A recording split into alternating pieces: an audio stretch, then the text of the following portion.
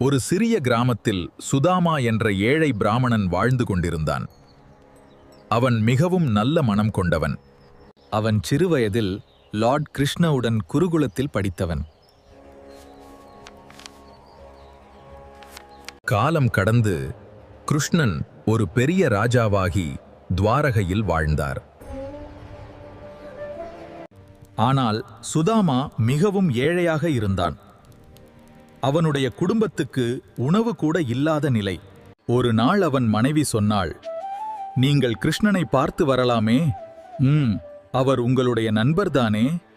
"நண்பன்தான். ஆனா இவ்வளவு பெரிய ராஜாவை எப்படி சந்திக்கலாம்?" என்றான். சுதாமா தயங்கினான். ஆனால் மனைவி அவனை உற்சாகப்படுத்தினாள்.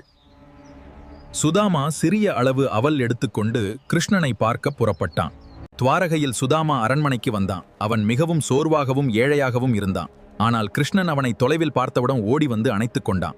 "என் நண்பன் சுதாமா" என்று மகிழ்ச்சியாக வரவேற்றார். ஒரு ராஜா இப்படி ஒரு ஏழையை இவ்வளவு அன்பாக வரவேற்கிறாரே! கிருஷ்ணன் அவனுக்கு தண்ணீர் கொடுத்து சுதாமா கால்களை தானே கழுவினார்.